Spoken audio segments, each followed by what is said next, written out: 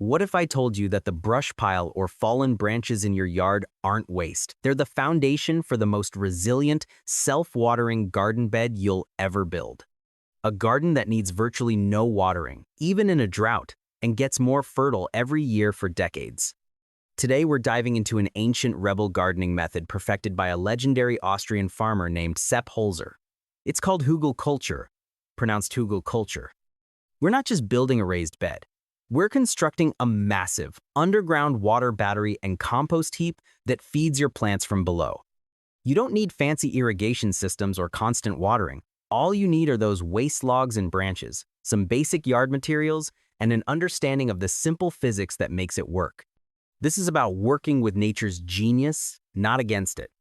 I'll show you the step-by-step construction, explain the incredible science of how rotting wood holds a monsoon's worth of water, and reveal how to create a garden that literally becomes more productive and drought-proof with age.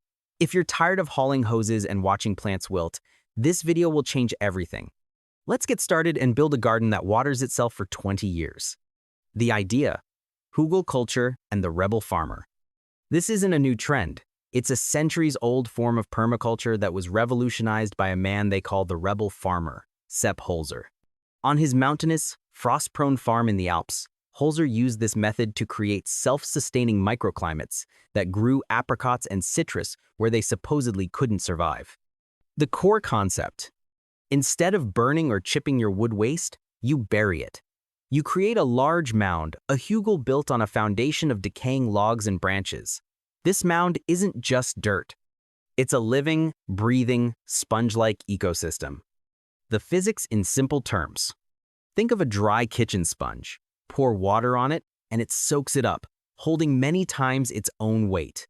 Now, imagine that sponge is 8 feet long, 4 feet wide, and 3 feet tall, made of porous, rotting wood.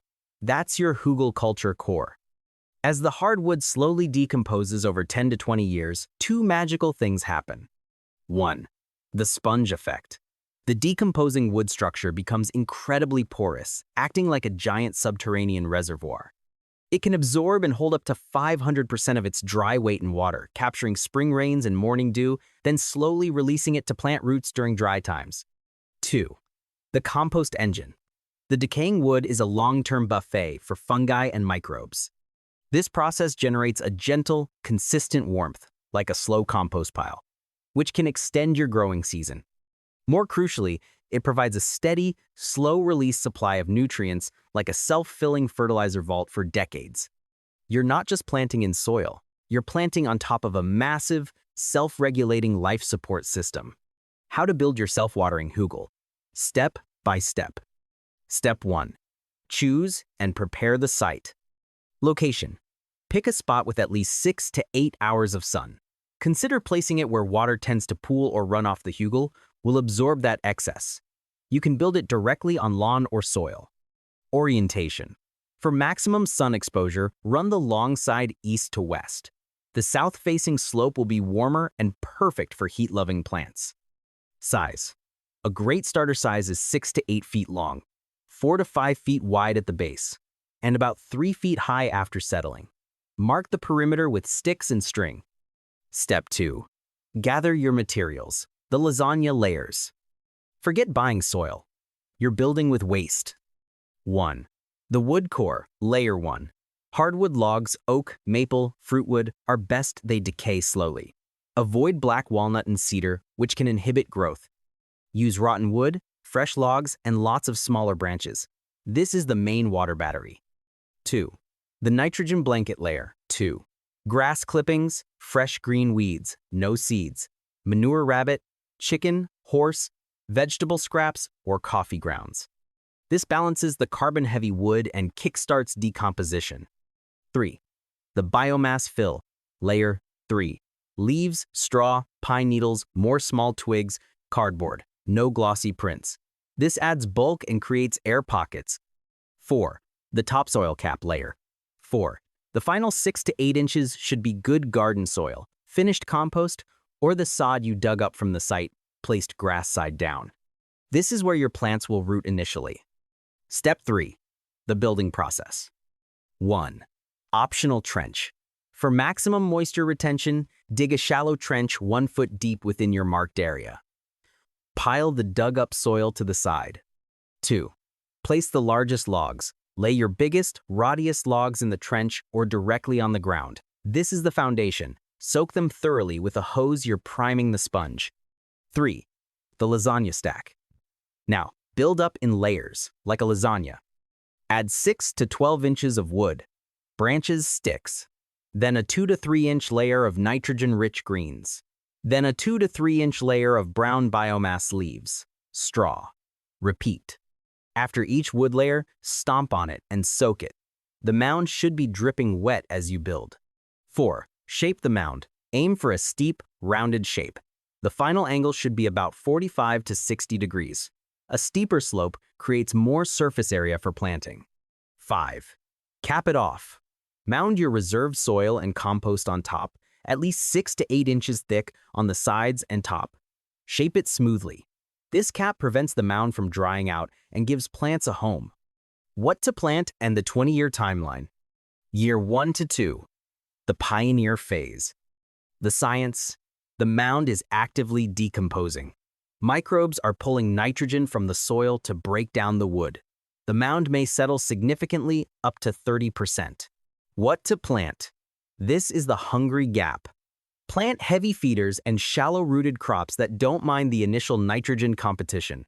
Squash, zucchini, cucumbers, tomatoes, plant deep on the south side, potatoes, and annual flowers.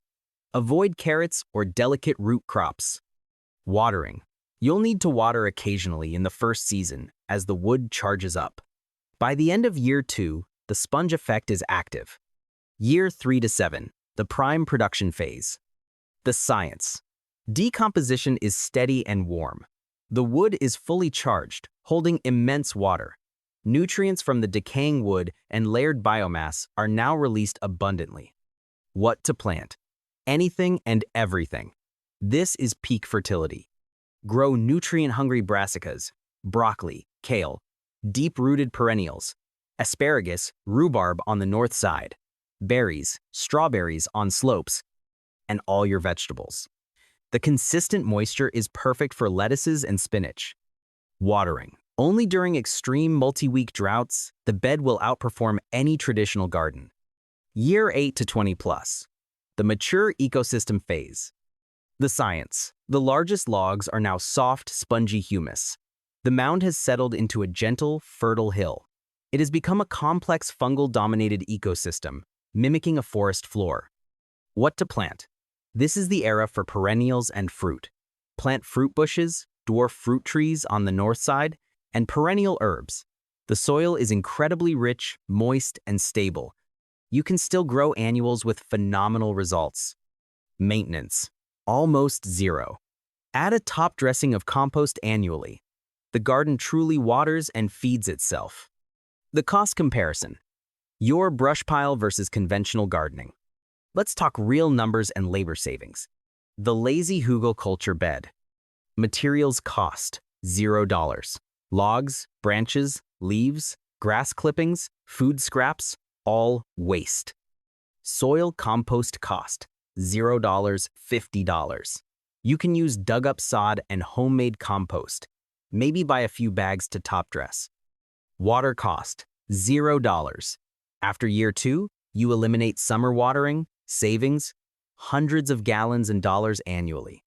Fertilizer cost $0. It's a self-composting system. Labor.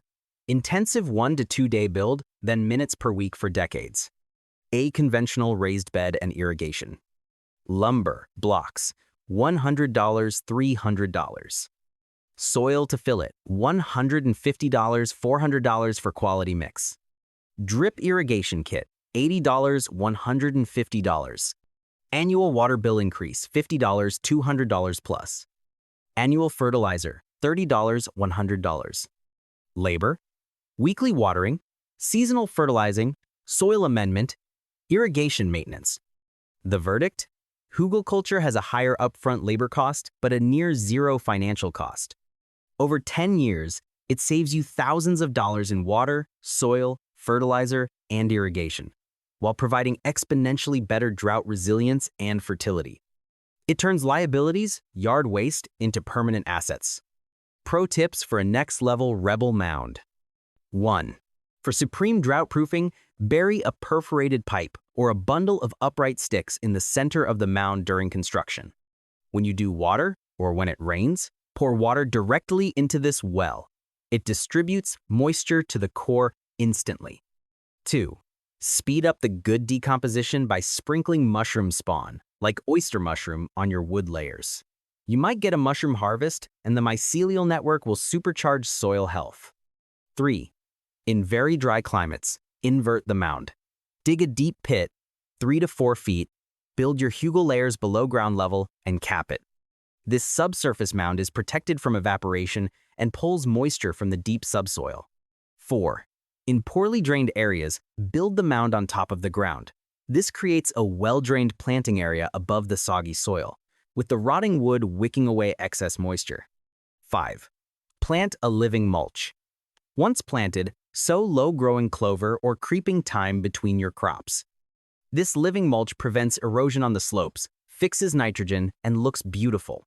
There you have it, the complete guide to building a lazy, self-watering garden that turns waste into abundance, inspired by a rebel farmer. This is more than a garden bed, it's a philosophy. You're building a living system that matures like a fine wine, becoming more valuable and resilient each year. You shift from being a constant waterer and feeder to a strategic planner and observer. Your challenge this season is to look at that brush pile not as a chore, but as the backbone of your future food forest. Start small. Even a 4-foot mound will teach you the principles. If this vision of a low-work, drought-proof garden excites you, give this video a thumbs up and subscribe for more permaculture wisdom that lets you work with nature. Now get out there, hug those logs, and build a garden that will nourish you and the land for the next 20 years.